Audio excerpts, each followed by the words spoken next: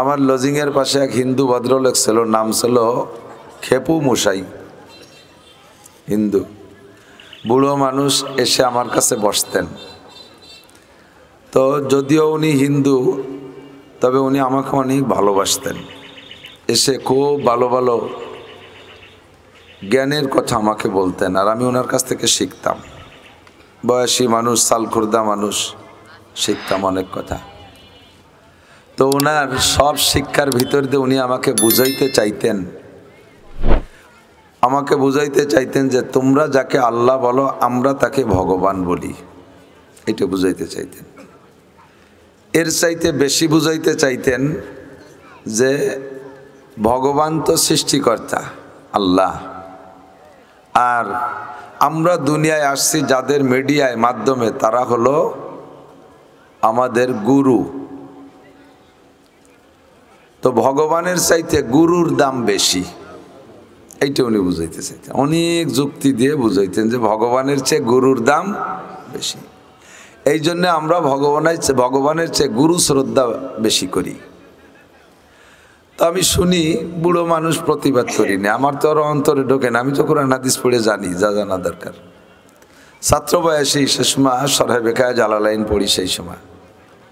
তো আমি একদিন চিন্তা করলাম যে ওনার এই আকিদা থেকে উনি ওনার ওই আকিদায় আমারে নেওয়ার চেষ্টা করে, তো ওনাকে ওই আকিদার থেকে ছুটোই আনা যায় নাকি। তা আমি একদিন ওনার অ্যাটাক করলাম, বললাম জ্যাঠা, ওটা তো জ্যাঠা কয় বড় কাকারে। আমি বললাম জ্যাঠা, এই গুরুকে মানে বর্তমান নগদ গুরুকে, নগদ গুরু আব্বা মা, কাজেই ভগবানের চাইতে আব্বা মা আমার কাছে বর্তমানে শ্রদ্ধার পাত্র বেশি। আমি বললাম ওই গুরুরে সৃষ্টি কর, ওই গুরুর আগের গুরুকে, কয় দাদা দাদি নানা নানি। আমি এইভাবে পিছনের দিক ঠেলে নিতে লাগলাম ওনারে। নিতে নিতে নিতে নিতে আমি চাইতেছি যে প্রথম গুরুটার নাম কোক, দেখি পারে নাকি। যাইতে যাইতে কত দূর যাওয়ার পরে শেষের দিক আর পিছই না। তো উনি যখন না পিছাই, আমি ওনারে বললাম যে সর্বপ্রথম একটা গুরু আছে না, যেই গুরুর থেকে মানব জাতি শুরু হয়েছে? বলে হ্যাঁ। তো সেই গুরুটাকে, সেই গুরু যিনি, তার তো নাম আমি জানি না, সেই গুরু যিনি তিনিও শ্রদ্ধা পাবে। আমি বললাম ওই গুরু যদি দুনিয়ায় না আসতো তাহলে তো আমরা কেউ আসতাম না। কয় না, তাহলেই বোঝো বাবা তাহলে গুরুর কত দাম।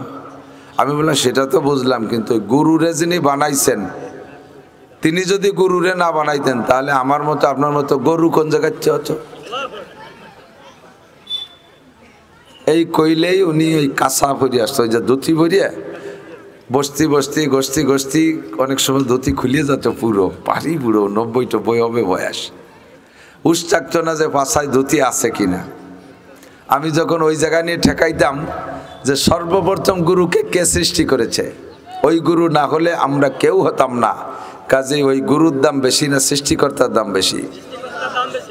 এখানে যখন নিয়ে যাইতাম তখন উনি কইতো আদার ব্যাপারীর আবার জাহাজের খবরের দরকার কি, এই কইয়া জাকি মেরে চলে যেত। এখানে গেলে শয়তান, উনি সহ শয়তান নফেল। এতক্ষণ পর্যন্ত শয়তানে ওনাকে সহযোগিতা করে। কোরআন শরীফে আসছে ওয়ামান ইয়াশু আন যিকরির রহমানি নুকাইয়িজ লাহু শাইতানান ফাহুয়া লাহু কারিন।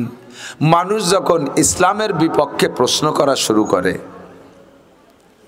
মানুষ যখন, আমার দিক যুবকরা খুব বুঝবা, শোনা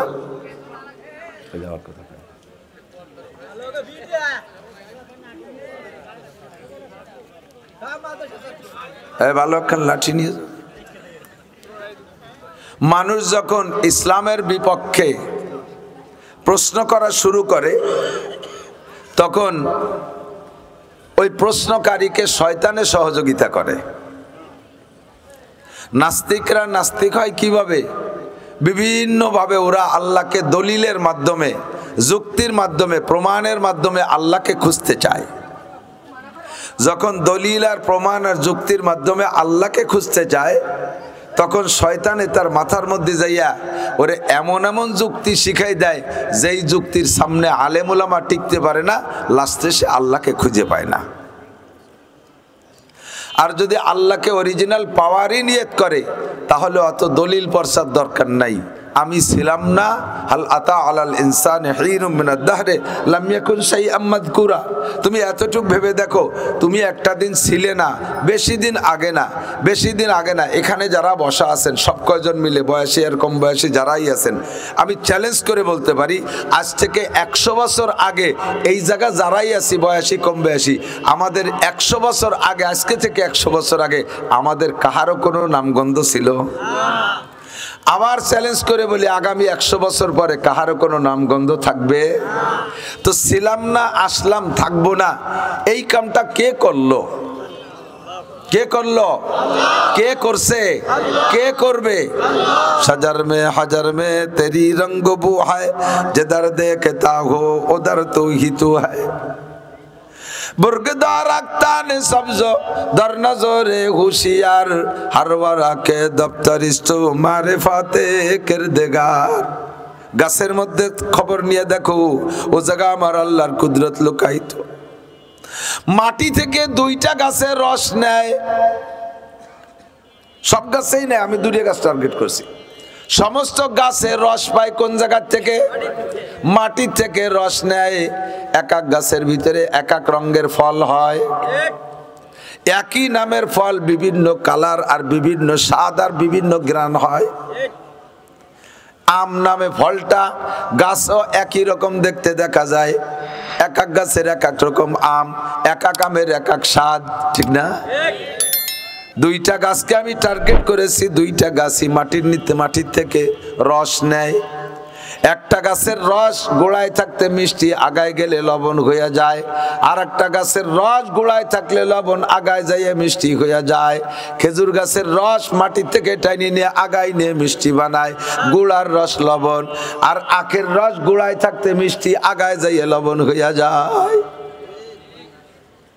আখের কোন জায়গার রস মিঠিয়া? গোড়ার রস মিঠে বেশি না, আগার রস লবণ। খেজুর গাছের রস গোড়ায় কাটে দেখেন, শিকড় কাটবেন দেখবেন হালকা হালকা কসকস রস একটু বের হয়, জিভে দিয়ে দেখবেন লবণ।